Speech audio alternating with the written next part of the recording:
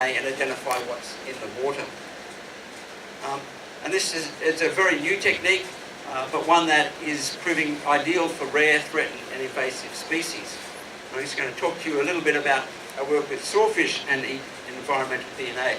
So essentially the process is you go out, you collect some water, you filter that water, and then you run it through a quantitative PCR machine. This is the equivalent of magic to me.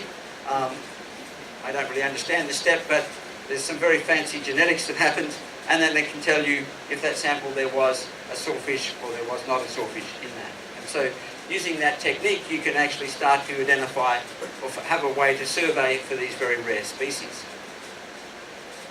We published some of this work last year, the first time that we've actually used environmental DNA for a survey of any Elasmobranch or any shark and ray anywhere. So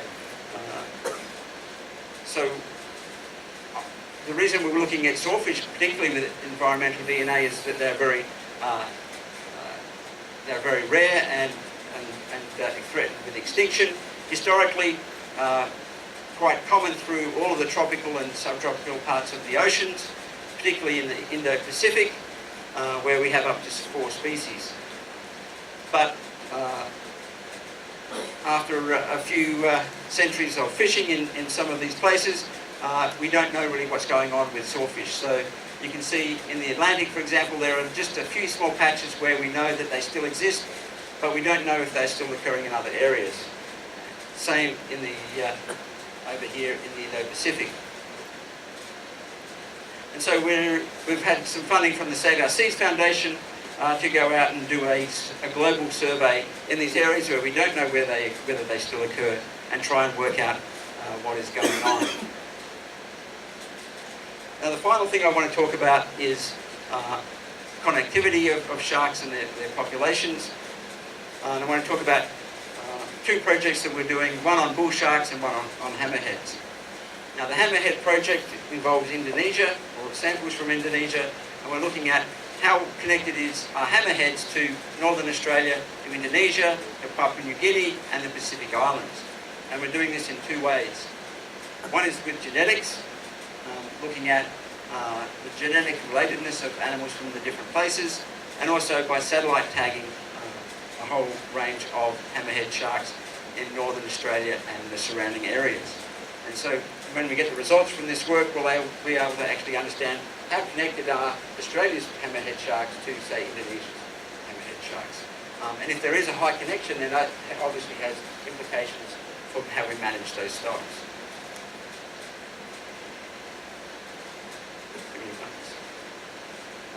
And then just finally, I want to talk briefly about bull shark acoustic telemetry. So this is the bull shark, very well known, quite a large species. And we've been studying them using acoustic telemetry, which is we moor these acoustic receivers which listen out for tags. Here we are inserting a tag into a shark. They're surgically implanted so they last for a long time.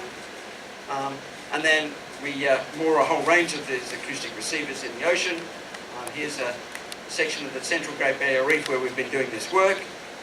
And by collecting that data, we can actually track the movements of these animals by reconstructing where they are at different times. And so we get these great animations of where these animals are. And for the Great Barrier Reef, some of these reefs are protected, other reefs are not protected. And so we can actually start to understand how effective are marine protected areas for things like bull sharks. And interestingly, we can also correlate it. These 2 reefs here, which seem to be a real focus for this species, are reefs where trawlers pull up and clean their catch. And so there's lots of food available to them here, and so they seem to centre on these reefs and then move out to these other ones. Now the great thing about acoustic telemetry is that it's not just us with equipment. People all over Australia, in fact all over the world, have acoustic receivers, and so we actually found that when we shared our data with other people. This is the east coast of Australia, and so this is where we were doing our work, but people have receivers all the way down here, and so we were actually able to look at the movement of these reefs, of these bull sharks from the Great Barrier Reef up here all the way down the coast as far as Sydney. And so this is 1,500 or 2,000 kilometres of distance that they're swimming.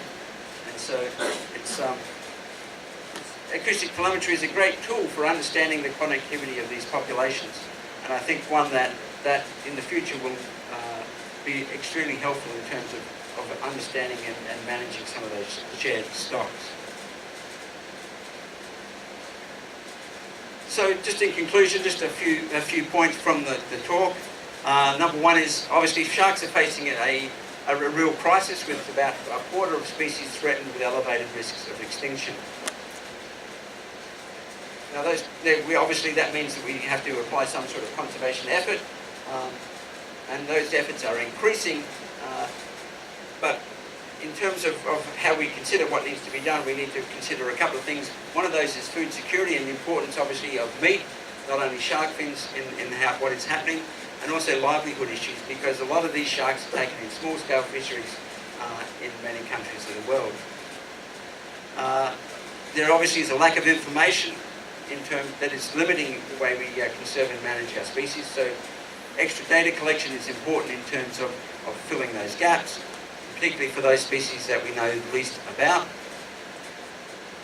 And I've talked about a couple of ways that new techniques that we're applying to start to understand some of the biology and ecology of these animals, so that we can actually start to use that information to improve our management. And with that, I'd like to thank you all for your time, and also to the many people who helped make this work possible, our funders, and also the people, the students and staff at both James Cook and all over the world who we work with. So thank you.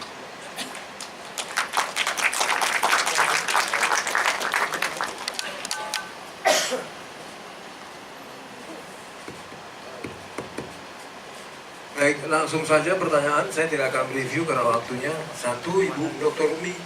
1 lagi. 2, 1, 2, 3. Silakan. Thank you. Very good and comprehensive presentation, Professor Colin.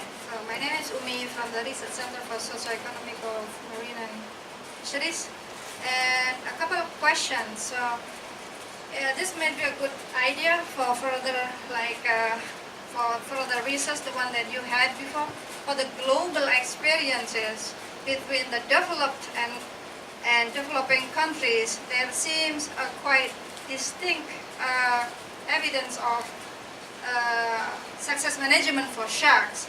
And is there any impact or strong correlation between the nature of the fishery in the developing countries, where the majority of the players are small scale, and how does the socioeconomic part of socioeconomic attributes of those fisheries actually impacting heavily on the success of the shark management? That's one. But that's a sort of research ideas. But if you have any sort of insights or experience during your works all year long, maybe you could share it with us. And secondly, the what is it? The camera or the underwater things, I forgot the name. Props. RAFs, yeah. When you estimated the shark population, do you also, you mentioned about the biomass and diversity, but can you also estimate the stock size of it? If I don't know if it is possible or not. And then yes, Indonesia has a lot of reef fisheries data, both in our research center as well as our neighbor. It's the LIPI, so National Scientific Institute of Indonesia. So I think those two questions. Thank you. Next. Di atas. Do you want me to answer that now? Wait. Oh, okay. Oke, saya Ismail dari mahasiswa UIN Jakarta. Pakai bahasa Indonesia aja. Silakan nanti. Saya ingin bertanya, metode terbaik untuk mengumpulkan data hiu di Indonesia, setahu saya kan di TPI ya, atau tempat pelelangan ikan. Tapi saya pernah berdiskusi dengan salah satu peneliti LIPI. Kita tidak bisa mengasumsikan kalau hiu itu bisa mengasumsikan populasi hiu itu menurun atau tidak dari metode tersebut, apakah ada cara lain untuk mengetahui kalau mengindikasikan kalau ini populasi hiu menurun atau enggak seperti itu. Terima kasih. So, as we know that Indonesian probably the most the most accessible method is it collect landing database only in some landed places.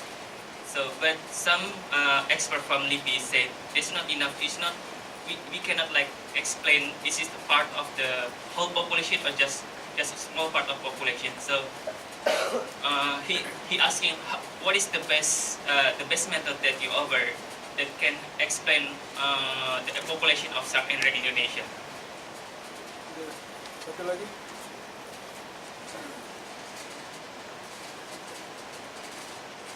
Atau mau bicara aja deh. Pakai bahasa Inggris, bahasa Indonesia. Nah, bahasa Inggris. Teriak aja. Di sekolah kan?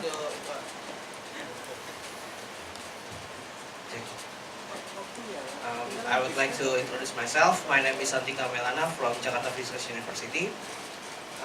From your presentation, you said that the most threatened families is shellfishes from the family Berristidae.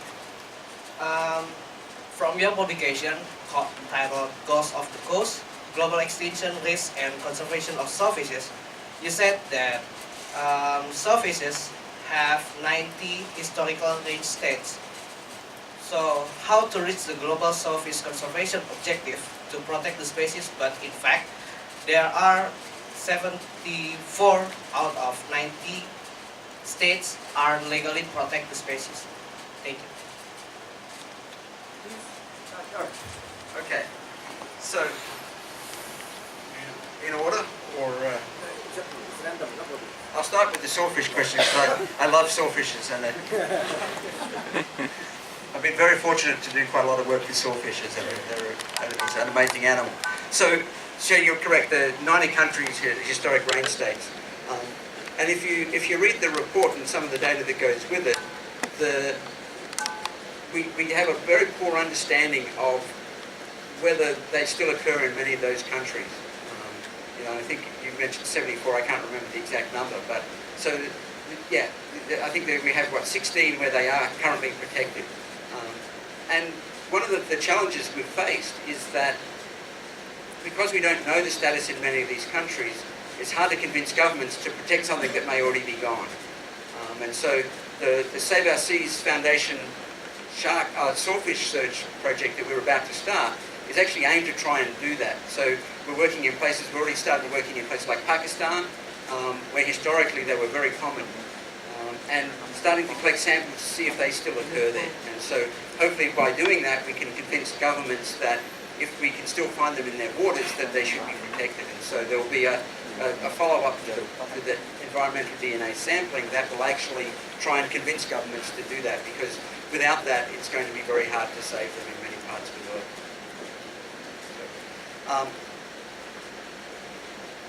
Landing place. Yes, that's right. Again, a really good question, because, and I think the answer is there is no one good answer. We know in different parts of the world and in different fisheries, there are different ways that we need to monitor what is going on. And so landing sites is a good one, particularly where fleets work in very dispersed areas. So in Indonesia, the fleet goes out into the Indian Ocean, it goes all over the place. And so using landing sites is good because you can actually, you can have a small number of people actually seeing a lot of sharks. But you're right, it's not necessarily always the right way to get it. So the Global Finprint Project is another way that we can obviously look at what's in the water and still there in, for example, in coral reef areas. And so that video technology is certainly a way. The environmental DNA, some people are starting to try and use that as well in these sorts of ways. But then there are a whole range of other things. Putting observers on fishing boats is another good way to do this, because what we don't see at landing sites is what's discarded at sea. And so we don't understand about what people are throwing back. Is it surviving? Is it not surviving? Because if it's dying, we still need to think about what that means for the conservation of species. And the economics and social stuff. And I think this is actually, the longer I've worked in this field, the more social and economic factors have become important in the work that I do, because I understand, from coming to places like Indonesia, I've been to Sri Lanka, I've been to China, I've been to a whole range of countries, and every time you go there and you talk to people, you understand that in these places, what's important to them is different, but quite often sharks are very important for a whole range of reasons. It may be for food security, it may be as sort of almost religious icons in some parts of the Pacific. They're essential source of animal protein and relatively cheap. So you go to Brazil and the people there love to eat shark, and they like to eat shark, and they don't want to eat other things, they just want to eat shark. And so understanding these things, and we're actually starting to do some work now to actually try and, I think, answer exactly the question you have, which is, what are the important factors in human communities that drive what is going on, and how do we take that information then and turn that into conservation answers? Because it's only when you understand that what's driving the people who catch and consume shark that will actually really start to make inroads. And I think why we've been successful in places like the US and Australia is we understand what that driver is, and it's all about profit. They all want to make money, and so we can control them very easily because of they want to make profit. But when it comes to livelihoods, then I think we're in a, it's a very different sort of situation. You had a second part to the question, which my brain is trying to remember. Stock structure, stock size. Yes, stock size and brubs. So the challenge with brubs and estimating absolute abundance is that we don't know how far the bait attracts sharks from. And so you saw we put current meters on some of our equipment to help us understand that. But the reality is, the work we've done has shown it's extremely complicated, because it's not just the current flow, it's also the structure of the environment, which creates, a whole lot of movement. And so we rarely try and actually get absolute abundance from brubs. We usually talk about relative abundance. And we have been doing a lot of work with the Finprint project to actually try and understand the relationship between